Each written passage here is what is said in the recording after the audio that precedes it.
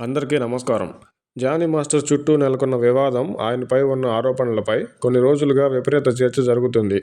న్యాయస్థానానికి వెలుపలే వాదనలు వినిపిస్తూ తీర్పులు కూడా చెప్పేస్తున్నారు.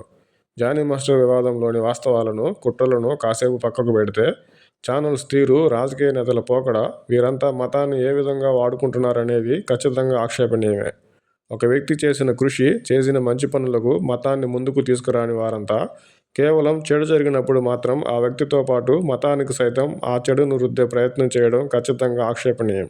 జానీ మాస్టర్ తన శ్రమతో, ప్రతిభతో ఎదిగి టాలీవుడ్ నుంచి బాలీవుడ్ వరకు అన్ని ఇండస్ట్రీల్లోనూ తన సత్తా చాటుతూ జాతీయ అవార్డు అందుకున్న తొలి తెలుగు కొరియోగ్రాఫర్గా ఘనత సాధించారు. ఈ సందర్భంలో ఛానల్స్ కానీ, వక్తలు కానీ, రాజకీయ నేతలు కానీ ఎక్కడా జానీ మాస్టర్ మతాన్ని ముందుకు తేలేదు. అలాగే తన యూనియన్లోని దాదాపు 600 మంది డాన్సర్స్కి హెల్త్ ఇన్సూరెన్స్ చేయించే క్రమంలో కానీ, విజయవాడ వరదల్లో జానీ మాస్టర్ సహాయ కార్యక్రమాలు చేసినప్పుడు సైతం ఎక్కడా ఆయన మతాన్ని ముందుకు తేలేదు. ఇలా ప్రతిభకి, కృషికి, సహాయానికి తగిన గుర్తింపు లేకపోయినప్పటికీ కేవలం వ్యక్తికి అంటే జానీ మాస్టర్కి మాత్రమే వాటిని పరిమితం చేస్తూ మతం కార్డు తీయలేదు.